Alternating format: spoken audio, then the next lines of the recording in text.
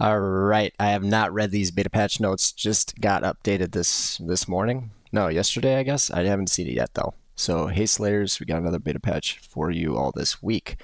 Notably, this patch brings in some structural work for a system called badges. Badges may appear at the end of a run, noting various things that happen during a run, like defeating a boss without losing HP, beating the game quickly, specific Easter eggs, or pointing out that you forgot to spend your gold. They're meant as little reminders to let you know what was unique about each adventure. Okay, cool.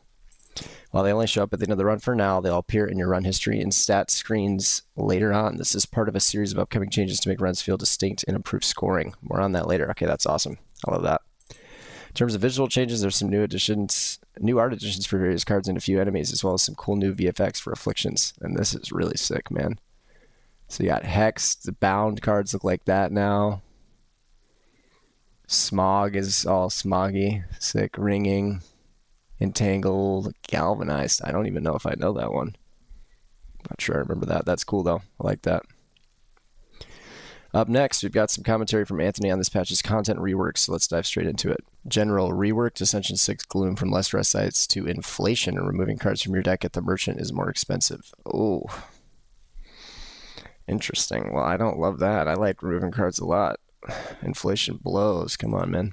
As mentioned last week, affecting map generation through Ascension has increasingly seemed to be a miss. It's often too hard to tell what change, if any, is a result of Ascension or if it was just an unlucky map generation. Instead, Ascension 6 will now make card removal at the merchant start at 100 gold and will increase in price by 150 gold per removal instead of 25. I expect this to feel significantly more. I expect this to be felt significantly more than the old glue modifier, definitely. Cool. Okay, Silent reworked Blade of Ink card. Rare, cost 1 skill. This turn, whenever you play attack, gain 2 or 3 strength this turn. Into now, it is a rare 1 cost skill that adds 2 or 3 inky shivs into your hand. New inky enchantment. This card deals 2 additional damage and applies 1 weak. Okay, interesting. I never took this card, I'll be honest. I don't think I've ever taken this card by choice. But maybe I will now with that change. Oh, the weak goes with tracking pretty well, actually, now that I think about it. Cool. Blade of Ink rework is an experiment with generating enchanted cards mid-combat. Definitely let us know how this feels or if enchantments are best left to things like events and relics. I suspect this card will be high impact. It gives another silent, another strong, weak applier. It's a bit easier to play now, I think, to get it on a turn. You can just play it whenever you get it. Before, you needed to line stuff up to make it worth it, but Necrobinder reworked Borrowed Time card. Oh, yeah. Okay, so this is just bloodletting. Apply 3 doom to yourself, gain 1 or 2 energy. Now it's an uncommon that costs 1 skill. It's cost 1 and it's a skill, and you gain 4 and upgrades to 6 energy. Cards cost an additional energy this turn. Ooh, that's very different. I mean, they've certainly given it more identity than just making it bloodletting for the Necrobinder now. Okay. This new borrowed time should go particularly well with the high cost cards like Reap and Bury to help flesh out other ways to play Necrobinder. Okay, yeah, I can see how that makes sense. It also synergizes really well with the card that, the power that gives you 2 block for every 2 energy card you play. And it synergizes with the Asti right hand attack now, which I didn't feel like there was a lot of stuff that worked very well with that before, but that's good. Enemies, rework the Doormaker Grasp turn and power. Now attacks for 20. And the power is reworked to whenever you play a card, lose 1 energy. Interesting. Okay. Doormaker's Grasp turn was too underwhelming and overall lowered the difficulty of the fight too much. This new version should make the entire fight high stakes and actually give the player a difficult problem to puzzle over to turn instead of making the fight just about living until turn 4. I haven't played enough with the new Doormaker, to be honest. I think the Grasp, isn't that the one where you can't draw? Or is that the one where he eats your cards, like exhausts them? I can't even remember, to be honest. But I thought the fight was already pretty hard. Especially if you have a tight... I play with a lot of small decks, and so exhausting all my best cards when I had to stay alive was pretty rough. I thought he was already kind of in a good spot, but okay. Balance. Silent. Buff the leading strike. Shivs increase from 1 to 2. Holy smokes. Oh, but the damage decrease. Okay, so you're just... It's a Shiv. Super Shiv card now. I like that. Playing harder into the trees. Nerf Speedster, damage decrease from 2 to... Yeah, so they're just decreasing them both by 1. It makes sense because it was pretty crazy before. Nerfed Untouchable, block decreased from 6 7 to 6. I feel like I don't know, man. This card's weird. I get that it's free, but sometimes it's so hard to take unless you've already got the whole deck going. Sometimes you don't always have the deck going. So I don't know. No, how much I love this card, and they keep nerfing it, which makes me like it less. Potions and relics. Change history course relic. When it plays a copy of an X cost card, it now uses your current energy for its X value instead of the energy spent last time. Oh, that's a bummer. I was having a lot of fun with that. That broken synergy right there. They're buffing the Skulking Colony again.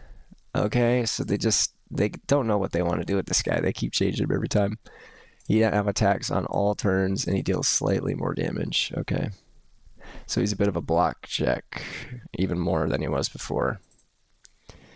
Ancients, buff non-UPP's Fur Coat Relic, which is the one that I think makes the enemies in some fights 1 HP. Now affects restocked axe box and other enemies that fight during that. Okay. Yeah, that makes sense. I guess it wasn't working very well with the axe bots. Events, nerf the Hungry for Mushrooms event. Fragrant Mushroom option, upgraded cards, decrease from 3 to 2. Change the Waterlog Scriptorium event. The Prickly Sponge option cost lowered from 155 to 99. Tentacle Quill cost lowered. Okay, so they're buffing it. They're just making it cheaper to do all the different things. That's cool. Buff the Whispering Hollow event. Exchange option gold decrease from 50 to 35.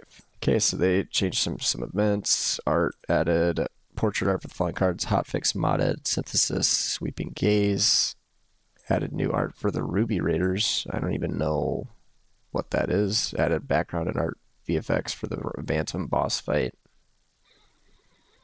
Background art. I feel like this was already finished, but I guess they weren't done with it yet. That's cool that they're making improvements on stuff that I thought was already good. Added new visuals for the following afflictions. Yep, those are what we saw. Those are cool. I love that.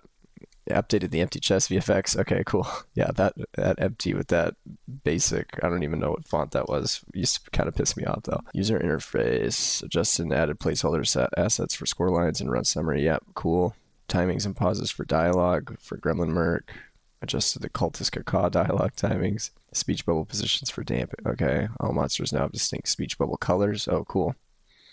Players can now navigate between cards, potion, relics, in the timeline unlock screen on controller. Oh, okay, cool. Controller support. Multiplayer. What's what we got here? Better handling of intermittent Steam errors.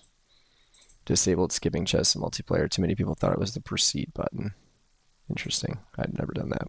Okay. Foul potion description now specifies that it deals damage to all players and enemies instead of everyone, making it clear that it does not hit Osty.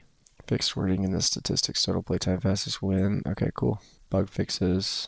Cool. All right, well, that looks like it was it. Definitely some cool changes. I'm excited to see these in the game because, honestly, being able to tell what was really hard. And I'm excited to play with the new cards.